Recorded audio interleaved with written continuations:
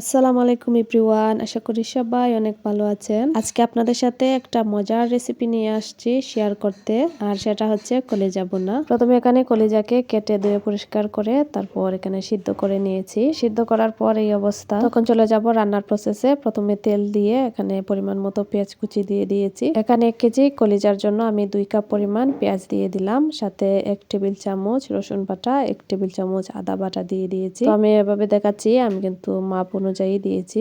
দিয়ে ভালো করে এখন কষিয়ে নেব। সাথে গোটা মশলা, তেজপাতা, এলাচি, গোলমরিচ, দারচিনি সব দিয়ে লবণ দিয়ে এখন ভালো করে কষিয়ে নেব। তো এখানে আমি 1 চা চামচ পরিমাণ লবণ দিয়ে দিয়েছি। তো একটু ভালো করে কষিয়ে নিয়েছি। এখন সব ধরনের মশলা এক এক করে দিয়ে দিচ্ছি। প্রথমে হলুদ গুঁড়া দিয়েছি 1 চা চামচ, মরিচের গুঁড়া 1 চা চামচ পরিমাণ, আর ধনিয়ার গুঁড়াও দিয়েছি 1 চা চামচ পরিমাণ, জিরার গুঁড়া আধা চা চামচ পরিমাণ দিয়ে সবকিছুকে ভালো করে কষিয়ে নেব এখন।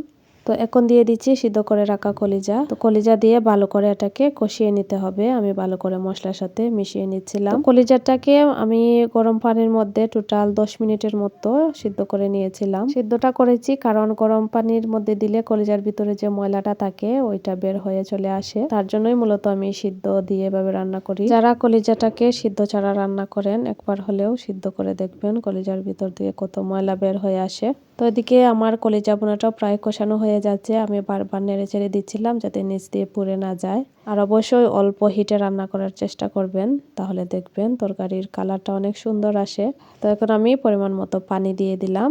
তো এটা মোটামুটি কিছুটা বয়েল, তো বেশি সময় লাগবে না এটা সিদ্ধ হতে। এখন আমি ডেকে দিয়ে রান্না করব। তো এই তো প্রায় 1 ঘন্টার মতো লেগে গিয়েছিল, প্রায় হয়ে আসছে। এখন আমি এটাকে নামিয়ে ফেলবো। আর 1 ঘন্টার ভিতরে কিন্তু আমি অনেকবার এটাকে নেড়ে চেড়ে দিয়েছিলাম। আর এদিকে একটু রুই মাছ ভাজি করছিলাম বাচ্চাদের জন্য।